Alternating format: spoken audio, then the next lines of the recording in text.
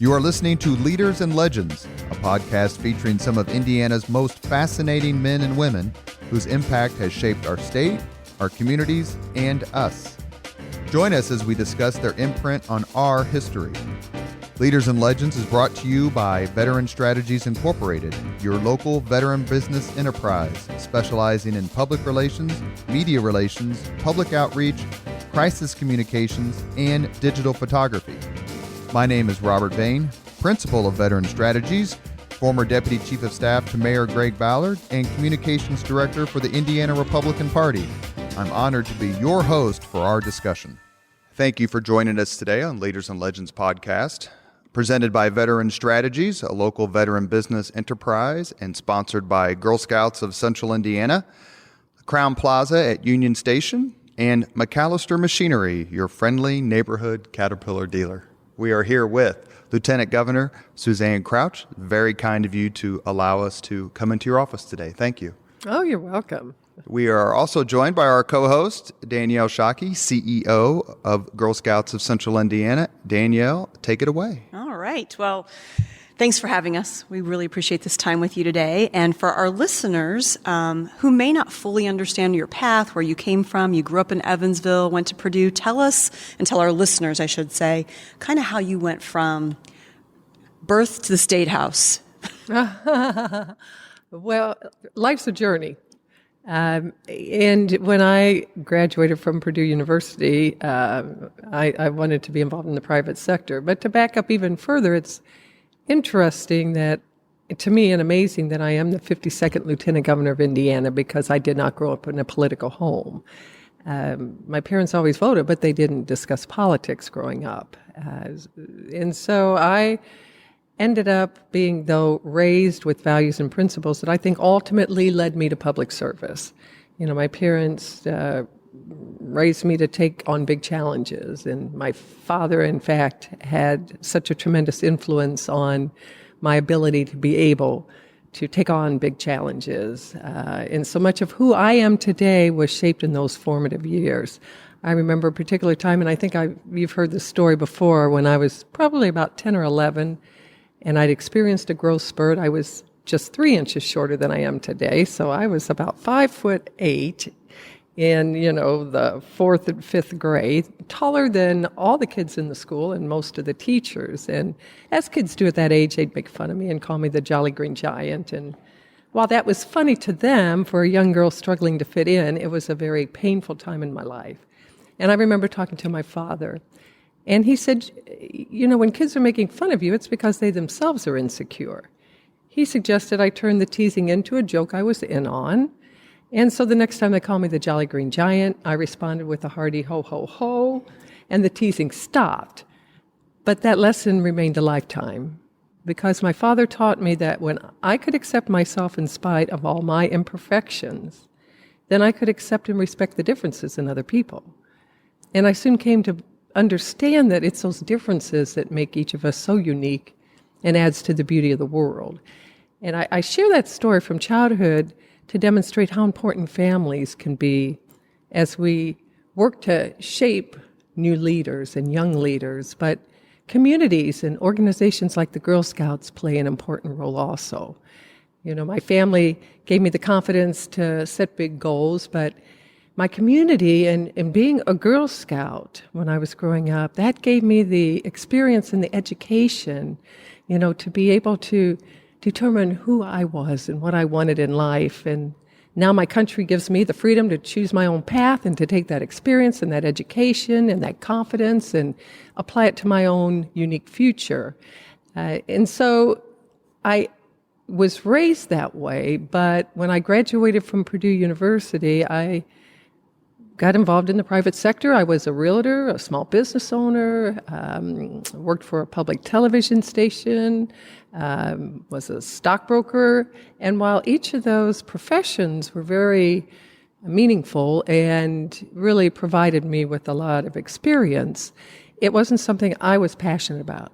I didn't feel like I was making a difference in people's lives, and that was so important to me, to be able to really impact people's lives, because if we can't lift people up, if we can't make a difference and make life better for other people, why are we here?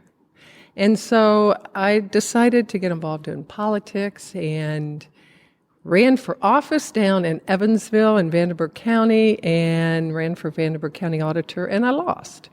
And it was personally devastating, but you learn more from your losses than you do your wins. And I stayed involved and then eventually ran for that office again and won, served 2 terms, then became a county commissioner, and then became a state representative and was actually serving as vice chair of the House Ways and Means Committee and vice chair of Public Health Committee when then Governor Pence asked if I would serve as auditor of state, which is the chief financial officer for the state of Indiana. And I initially told him no because I was very happy doing what I was doing. But I learned that it's difficult to tell governors no. And he told me to go home and think about it some more. And so, really kind of funny story, as I do with all big decisions that affect our family, I sat down with my husband. He's a attorney. He got out a yellow legal pad, drew a line down the center, and wrote pros on one side and cons on the other. And he did that when we first talked about getting married.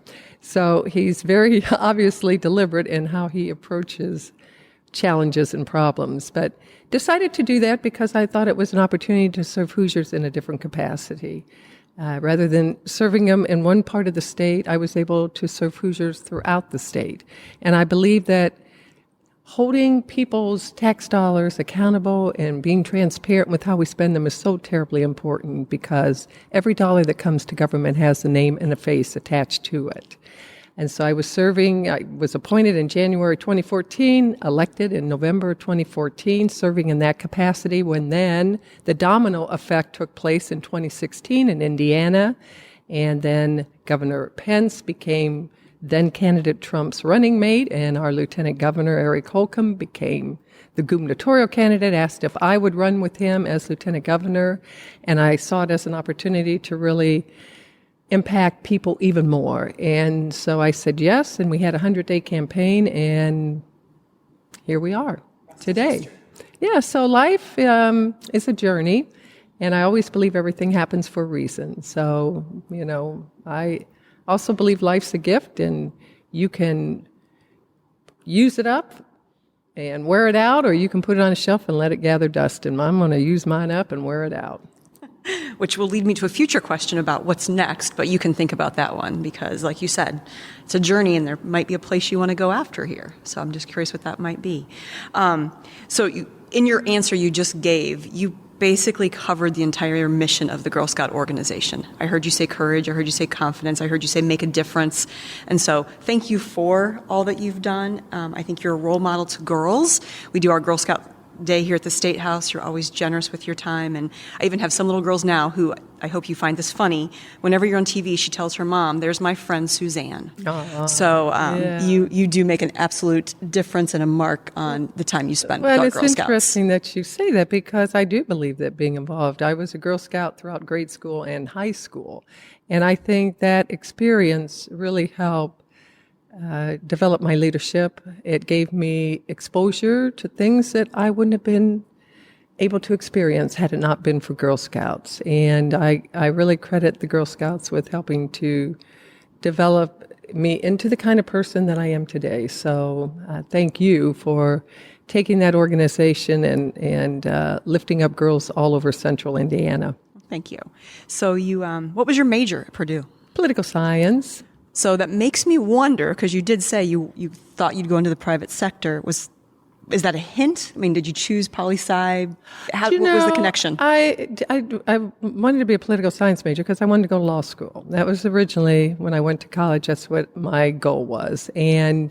But I didn't come from money, so I had scholarships and grants and loans and worked all through college. And when I ended up graduating, I thought I'm going to make some money and then I'll go back to law school, but I never went back to law school. So my goal wasn't to get involved in politics. Sure. Okay.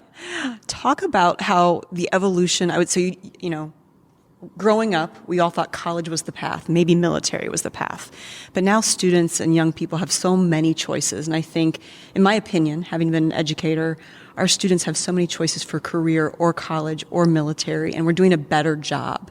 Talk about your role in workforce development and the pipeline and what you see in the future for our state in terms of retention of our best and our brightest, just that entire scope of how we can continue to have a really strong workforce in our state. Well, what's interesting is Indiana has the 7th highest influx of college students to our state out of all 50 states. And it's because of the colleges and the universities and the learning opportunities that we have here in Indiana. And so while we have that captive audience for 4 years, we need to do a better job of connecting them to Indiana, not just to our job opportunities, but to the quality of life and to the life experiences that we have here in Indiana. And tourism, an agency that I head up, I see as playing a role in that. Because while a lot of those students are coming here to be educated with every intention of leaving, there are some that are here and they don't know where they're going to go. So our ability to connect them to Indiana and allow them to experience what we have to offer. We've got jobs. I mean, we have 85,000 jobs that are unfilled here in Indiana currently, so we're going to have a job for them, but we want to make them want to stay here. And it's so much of what Governor Holcomb's initiatives are about, particularly in workforce. But it's not just about college students. It's not just about those kids that come here to be educated or that come from Indiana and go to college. It would be great if every single child that graduates from high school has a career path and is prepared to go in any number of directions, whether that's college or whether that's an apprenticeship, whether that's the military, whether that's trade school. Every child that graduates from high school should be prepared for that next journey in life. And so that is what Governor Holcomb has been focused on here in Indiana. The career and technical education, agency department that has been created, and then legislation that was passed to be able to really elevate that and give children a clear path, is really working in that direction. But it's also about a culture change. It's about changing the way students, the way parents, and the way our K through 12 education system approaches education and approaches that opportunity to succeed in life. As long as you're prepared and as long as you have a job and you're happy, you can succeed at any aspect, regardless of the path you take. Very good. Thanks. So one thing that you've championed is near and dear to my heart. One of my daughters has special needs. And I know I've read that you've received some recognition for your work in this space, and it's something you've cared about for much of your career.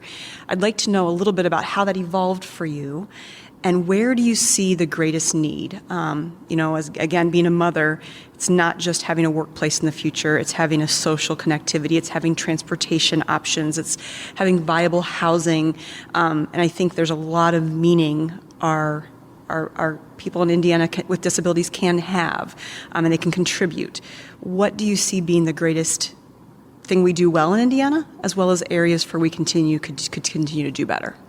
Oh, Indiana actually if you talk to providers and you look at other states, Indiana does a pretty good job. But that doesn't mean we can't do a better job, and it doesn't mean that we can't make the environment and the workplace more accessible and more affordable, more convenient for those individuals with disabilities. Imagine Indiana if 80% of the people with disabilities here in our state were employed. Because currently 80% of people with disabilities are unemployed.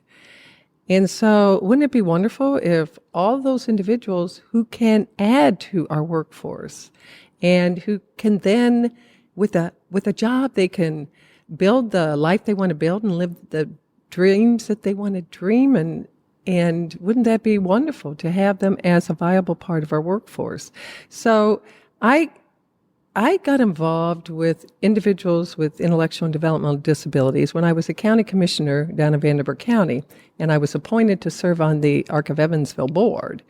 And it was really the commitment and the devotion and the passion of those individuals that serve that population that really, it really touched my heart. And I thought, I want to do whatever I can to be able to support them as they're supporting that population, but to be able to ensure that everyone has that opportunity to succeed in life. We can't guarantee successful outcomes, but we can provide opportunities to succeed.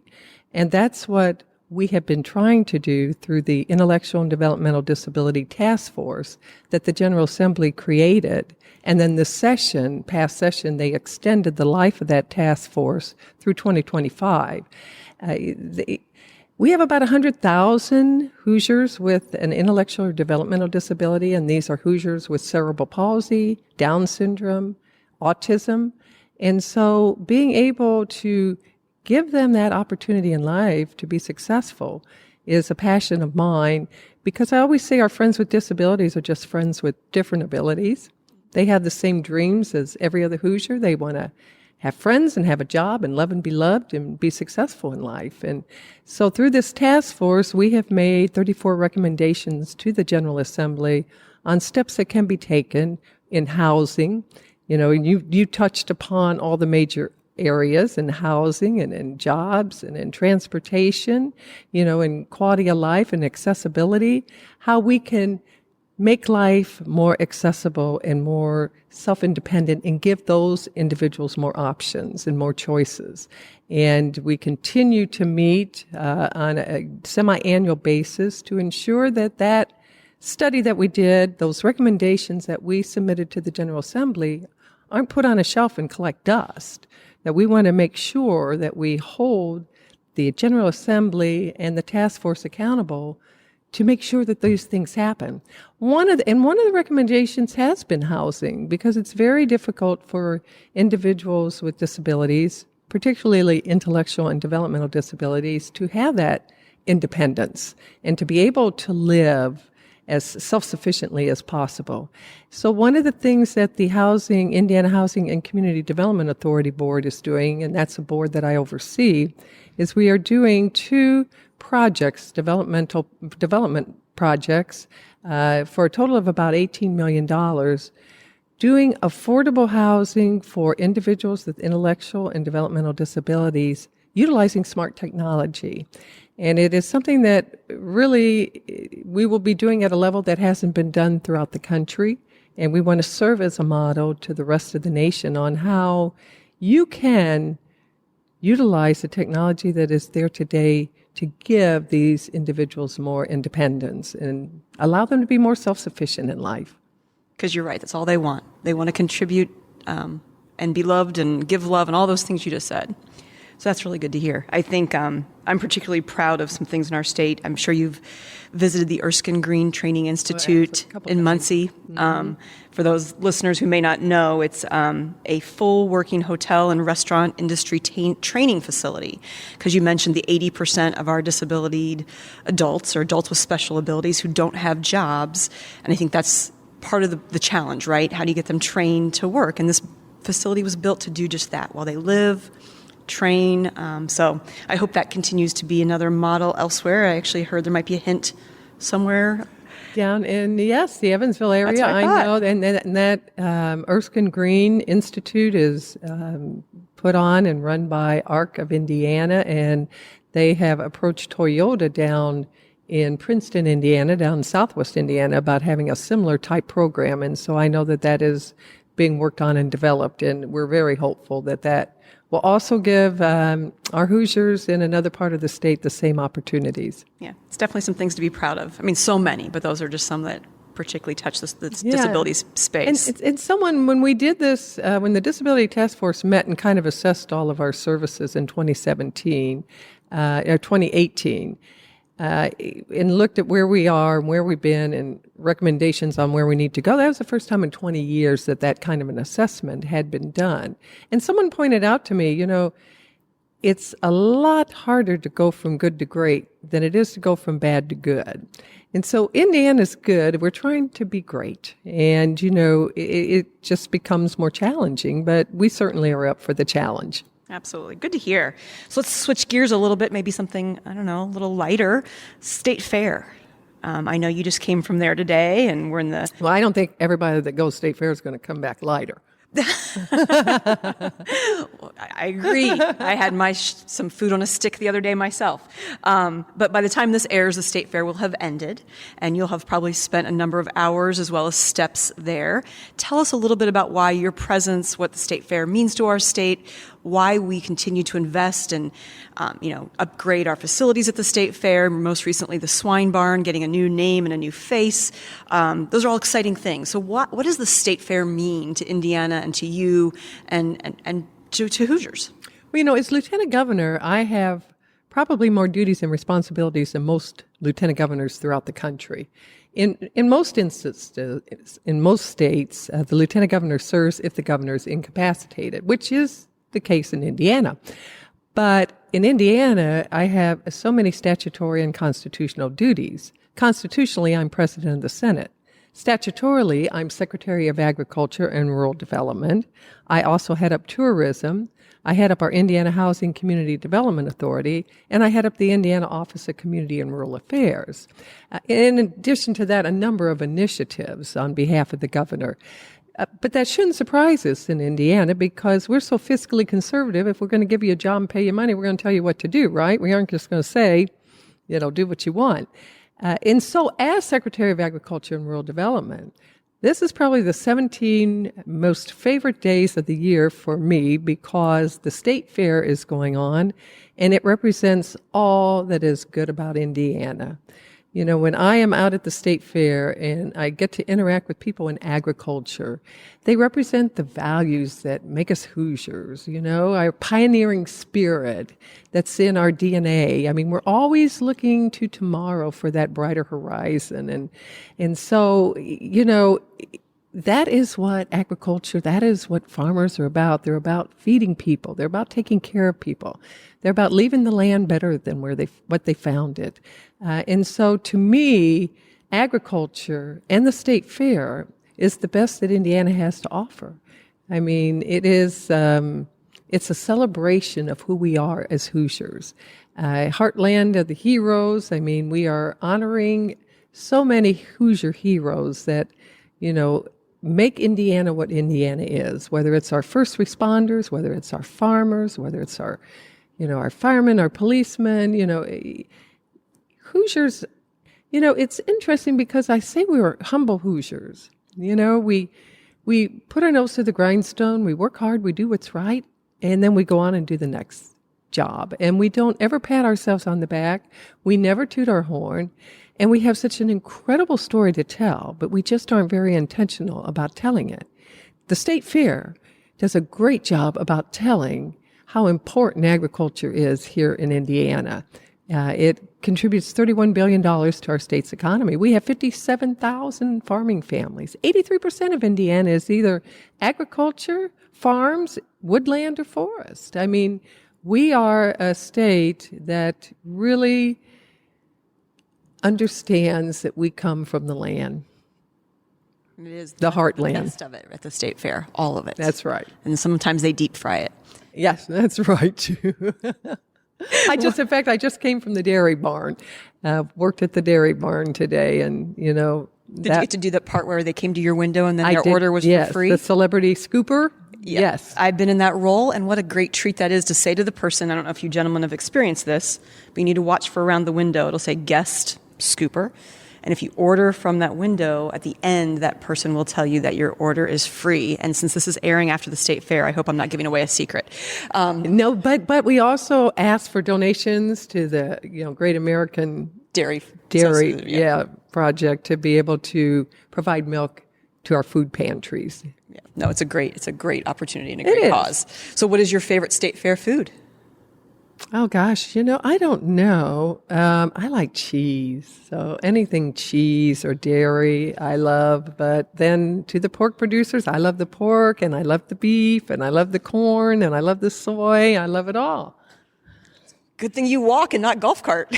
Yeah, that's why I said, when you said a lighter subject, the state fair, people truly aren't always lighter when they leave. Right. So, Robert, how about yourself?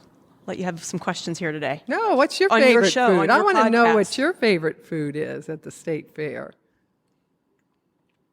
Milkshake? I would have to say that it would probably be the South Bend chocolate booth. Uh-oh. You got a sweet Exhibit tooth? hall. That's pretty tough to give up for sure. The fair is one of those things that I've never seen an argument at the Indiana State Fair. And so at a time when people may seem to be a bit fractured, what's it like to be at the fair and see so many people having such a good time? What's it like to feel good about being somewhere and feel safe and feel wholesome, and see people enjoying and celebrating life? It's great, but that's who we are as Hoosiers. I mean, that's what the state fair to me speaks to who we are as Hoosiers and to what our state is. It speaks to our values, of hard work and trust and, faith and hope and all those things. Farmers are so much more than farmers. I mean, they're businessmen, they're businesswomen. They're people that have to know more than just about farming. They have to know about technology. And agriculture is more than just farms. I mean, it's ag bioscience. It's, agribusiness. We actually, the Lieutenant Governor's Office sponsors a Diversity in Ag Day coming up this coming week. What we want to do, we initiated it last year, and it was so successful that we've doubled the amount of students that we have coming this year. But it's bringing in students of diversity, whatever that diversity is. It might be a disability. It might be, your ethnicity. It might be your color. It might, whatever that diversity is, we are bringing those students to the state fair to expose them to agriculture and to experience what agriculture has to offer, because a lot of them will be children from the inner city and from urban areas.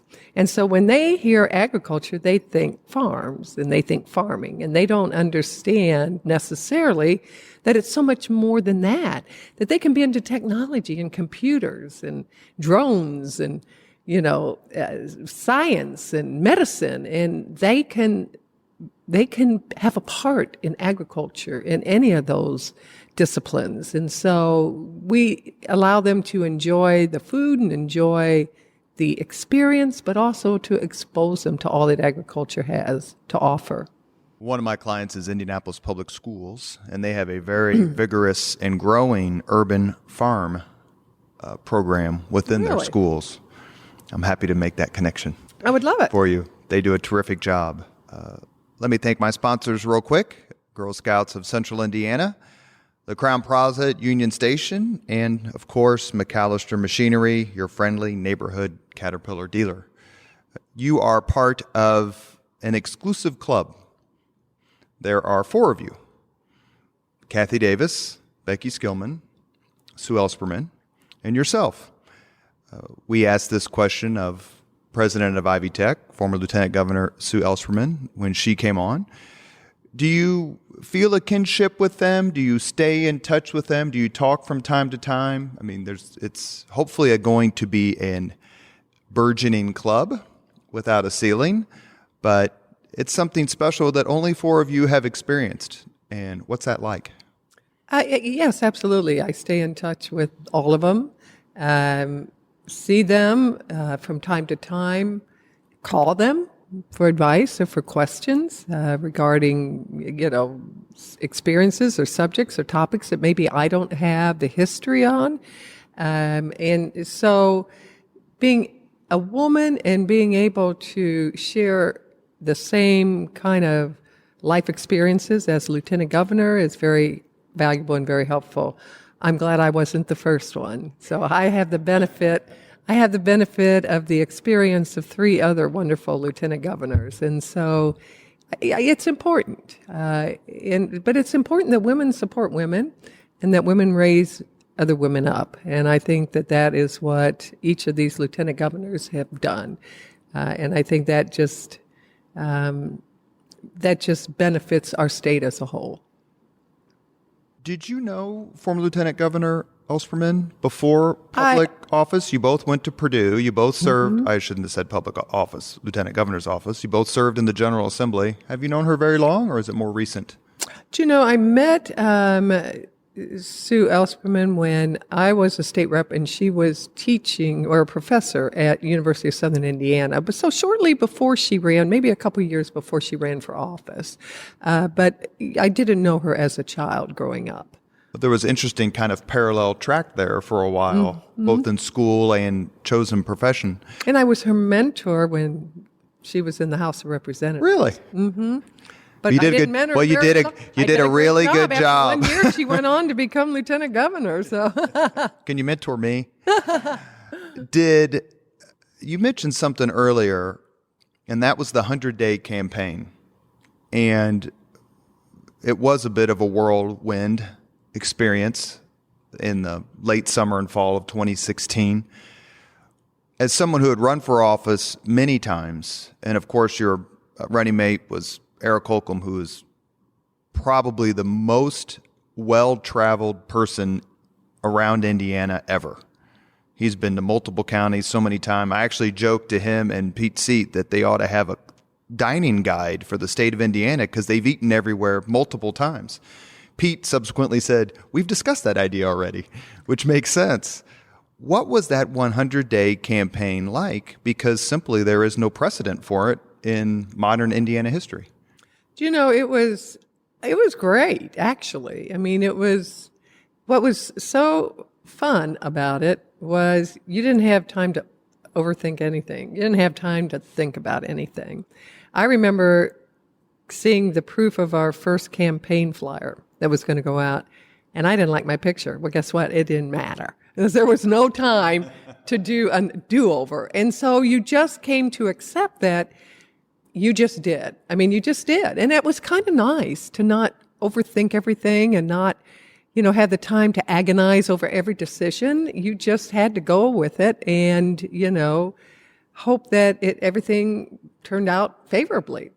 So I thought it was having all the different campaign experiences that I've had, and most of them are year-long campaigns, from the time you decide you're going to run to the time you run. And of course, as a state rep, you're running every 2 years.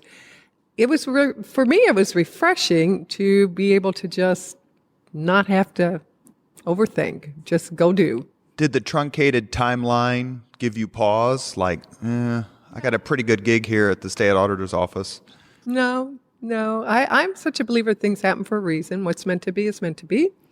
If something's meant to happen, it'll happen. If not, something else will happen. You mentioned earlier your height. I believe you're 5'11".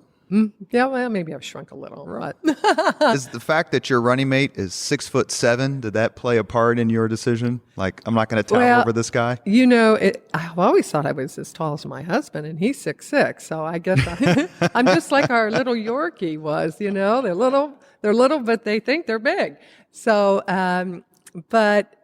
I remember being asked when we made the announcement over at the state party headquarters that, the guy got selected by the state party and we were there together, and the media asked what differentiates you all from, your opponents. And I said, well, we're taller.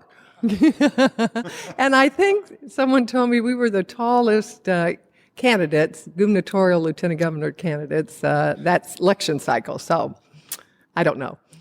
I don't know if that contributed to our success or not. But The last question before I turn it back over to Danielle. I've told people before, if you want to get on the good side of former Indianapolis Mayor Greg Ballard, my former boss, talk about his staff. Compliment the people who works and who worked for him.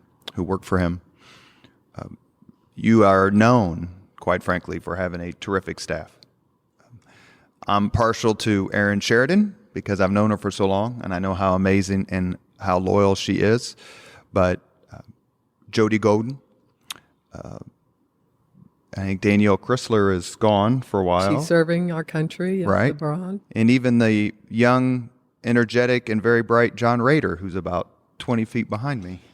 Well, and then you've got Tracy Barnes. And I wanted to tell you, talk a little bit about your staff and talk about how they help people, because they really do interact so often with people and help solve people's problems. And that's how you get things done.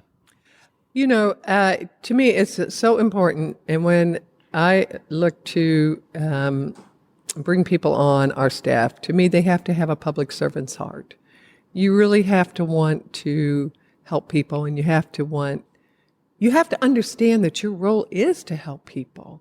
I mean, government is so complicated, it's so bureaucratic that the public really oftentimes not only feels alienated from government, but they're afraid of it. They don't even know where to go to get their problem solved. They don't want to come downtown. They don't want to come downtown to deal with They don't Indianapolis want to have parking or anything. And they don't want to have anything to do with government. And so to me, they have to have good people in government if they're going to be able to benefit.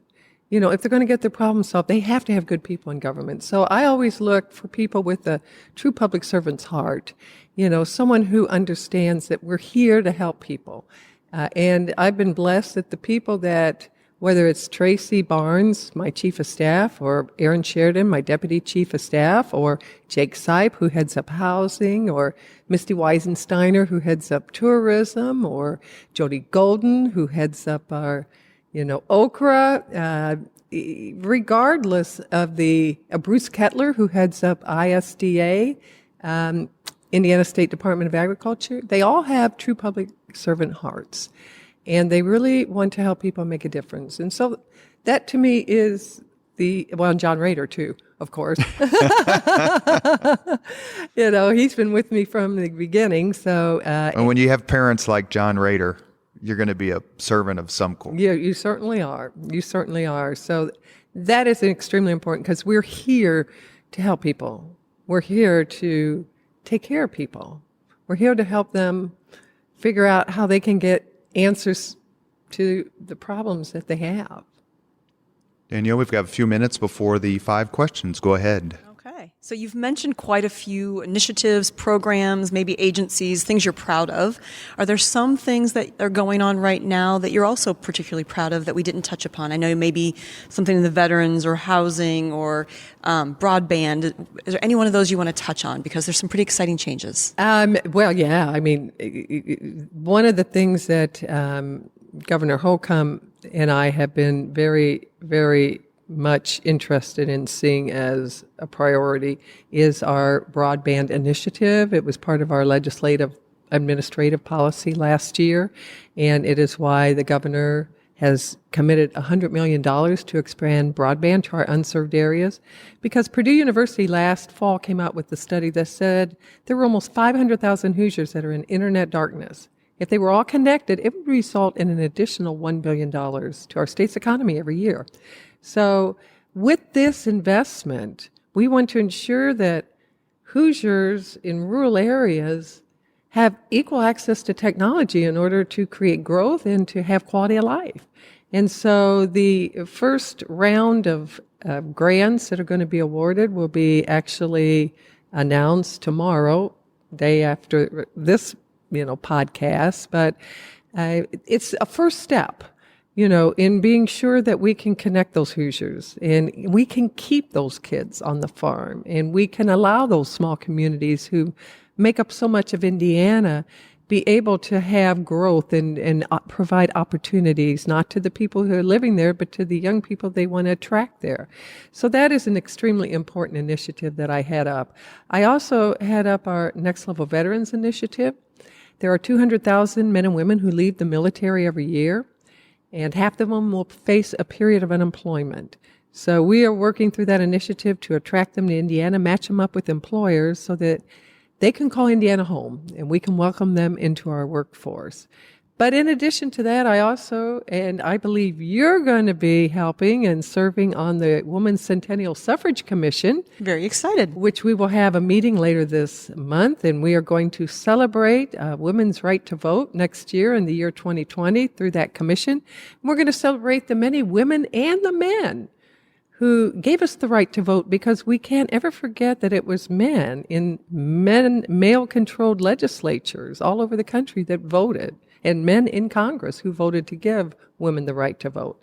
So I am really excited about that initiative. And in conjunction with that, I'm heading up the census initiative here in Indiana. We want to make every Hoosier count, but we want to make every woman count, because so much of our funding in Indiana, federal funding, is tied to our population. And so whether it's women's health issues that we want to get more federal money for, and we need to make sure we count every woman, or whether it's other initiatives that depend on federal funds, we really, really want to make an effort to make sure that everybody in Indiana is counted next year.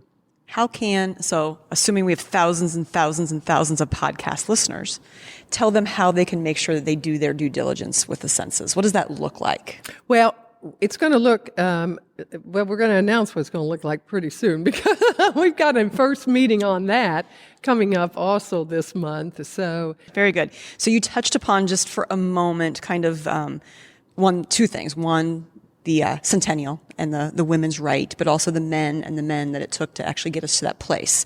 But I do have to ask, women governor in Indiana someday? Absolutely. As a Girl Scout, my girls are expecting me to make sure that that's somewhere in their potential path, and I absolutely think it is. Absolutely. Yeah. And hopefully she'll have been a Girl Scout. We're pretty confident that will be the case as well.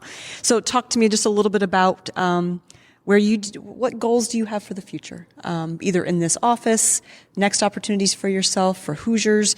What are you most looking forward to in the next 3, 5, 10 years? Well, first of all, we want to get through 2020 election.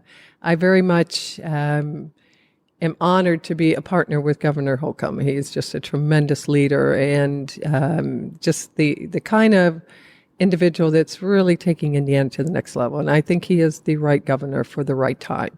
And I want to be supportive and be a good running partner and a good serving mate. But I know that Governor Holcomb has every confidence that, as lieutenant governor, we have to step in if needed. And so, there is always that confidence that comes from that knows that there can be a future out there. But right now I'm focused, and we both are focused on 2020, making sure that the Holcomb Crouch team gets elected and we're able to continue the good work that we've started on behalf of Hoosiers and take Indiana to that next level. I hope you like your picture better on the postcard this time. Yeah. You have a little more time to prepare. I hope so too. Okay, Robert. You mentioned earlier a city, and the show is called Leaders and Legends, and I want to ask you a quick question about a particular leader before we move on to the 5 questions, and that is Lloyd Winnicky, the mayor of Evansville. That city and that area seems to have expanded and exploded and, quite frankly, grown in leaps and bounds of success since he became mayor. Talk a little bit about, please, how well you know him and what do you think about Evansville these days? Oh, well, I know Lloyd and his wife, Carol, very, very well. We actually, know them socially, but also served with him in local government. He was on the county council and then was a county commissioner when I was also serving in local government and then as a state representative. So I have tremendous respect for Mayor Winnicky. I think his leadership is just like the governor is the right person at the right time for Indiana, Lloyd Winnicky is the right person at the right time for Evansville. And I think the stage got set for Evansville with I-69. At the time I was a county commissioner and then became a state representative, was actually co-author of the Major Moves legislation. And I remember the comment being made at one of the hearings, INDOT hearings, that this is going to be the economic engine for Southwest Indiana. And it truly has been. So I-69 kind of set the stage for Evansville and for Washington and for all the area down there. But you got to have the right leader to be able to capitalize on that and to really take that to the next level. And that's what Lloyd Winnicke has done. But I will tell you also what Evansville is so good at, and I see this throughout Indiana, so good at collaborating. People coming together and working together on initiatives, whether it's the Stone Family Health Center down there, which, started out as the IU School of Medicine and then kind of morphed into the Stone Family Center Health Center. An incredible initiative, unlike any other model in the country, where you have a private university, University of Evansville, you have a state school, the University of Southern Indiana, you have University, IU School of Medicine and IU School of Dentistry, all came together in a consortium to form this medical center and create this medical center where they all have a part. They share common area, they share teachers, and it's the model for health education for the future. That doesn't happen everywhere, Exactly. So you have the right leadership, you've got the foundation, you've got the right leadership, and then you've got people that will collaborate and work together. But I see this all throughout Indiana. And when I travel the country, people will comment time and time again on how well state agencies and how well people collaborate in Indiana. And I think it's our strength. We form partnerships, we work together, and we value those relationships. And Mayor Winnicke has done an incredible job at doing all that. It's one of the themes, quite frankly, of this podcast, and a lot of the guests, they've discussed that, whether it was former Deputy Mayor David Frick or an upcoming podcast we will have with Jim Morris. The list goes on, where people came together, solved a particular problem, didn't look for political gain or political points, and the result is what you have, Indianapolis 2019 as opposed to Indianapolis 1969, and what a difference it's made. Is there a particular Hoosier legend you admire? Well, there are so many. I mean, start with our governor who,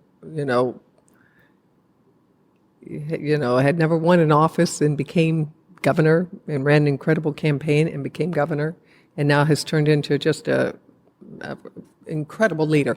And people will say, he was really a pleasant surprise. They really, That just means they didn't know him. Exactly. But, he is truly a legend in that regard because he's, established himself, and people are now getting to experience the kind of leadership he's always had. Mitch Daniels, Mitch Daniels, he was one of those individuals that, he could motivate you to do things that, weren't always comfortable to do. And I think that's truly a great leader. Toll road deal was not a slam dunk. When I was comms director at the Indiana Republican Party, when it came through, we got beat up left and right on that. And then look what it's meant for the state.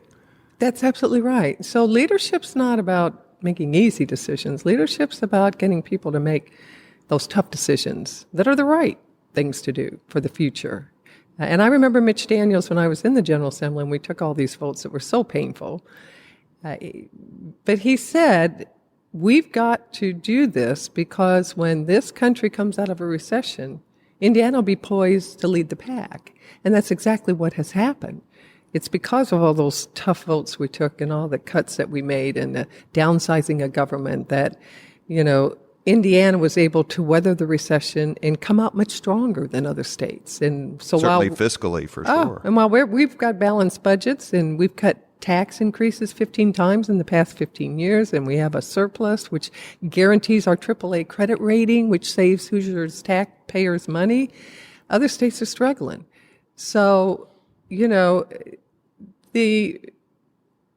are many legends, Were you particularly thrilled when Mitch Daniels became president of your alma mater? Did you think it was a real coup for Purdue to have him? Well, yeah. Boiler up. You are listening to Leaders and Legends, a podcast presented by Veteran Strategies, sponsored by Girl Scouts of Central Indiana, the Crown Plaza at Union Station, and McAllister Machinery, your friendly neighborhood Caterpillar dealer. We always end this podcast with the same 5 questions. Danielle, do you want to give it a shot? Oh my gosh, I'll try to remember some. Oh, you don't need to remember it. I'll just hand you the paper. All right. What was your first job? Well, I babysat, but my first kind of real job, I worked in a nursing home my senior year in high school, and then all throughout college on summers and on holidays. And it was probably the best job I had because I was beginning my journey in life, and being able to experience other people's end of their journey really put life in perspective for me. Great. What was your first concert? My first concert, I don't know if I can remember that far back. I don't know. I mean, I went to the Rolling Stones back years ago. Jethro Tull, I mean, I don't know. Beach Boys. Up right there. David Crosby, I mean, Crosby, Stills, and Nash. I can't remember which the first one was. Very good. If you could suggest any book for someone else to read, what book would that be?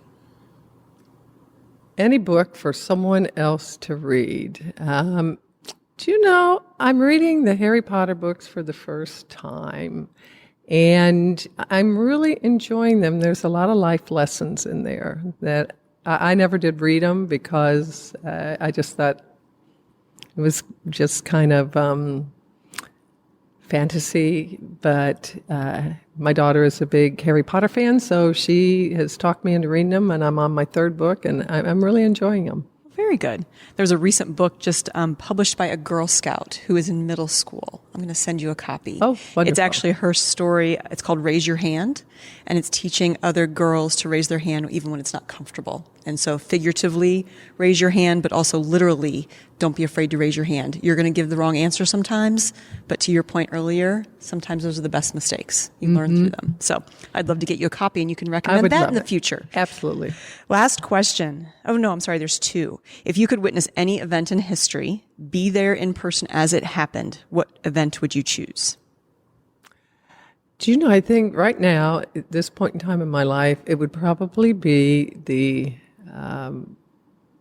passage of the woman's right to vote. Very good. Very timely. Mm-hmm.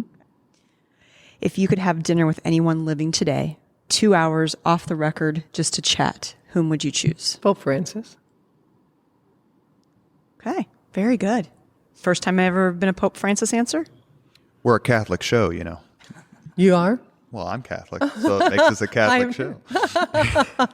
Thank you, Lieutenant Governor, very, very much for your time. You're very gracious. I can say, since I don't have a contract with this office and I don't work for this office and have no skin in the game except friendship and admiration, that people are talking about what an amazing job you do and how absolutely incredible and what terrific public servants your staff is every day. And we cannot thank you enough, not only for coming on Leaders and Legends today, but also for your support of the Girl Scouts. We're very grateful. Well, thank you. Once a Girl Scout, always a Girl Scout. Thank you very much for listening to Leaders and Legends, brought to you by Veteran Strategies Incorporated. If you want to contact us about this program or our menu of public relations services, please send us an email at robert@veteranstrategies.com. That's robert@veteranstrategies.com.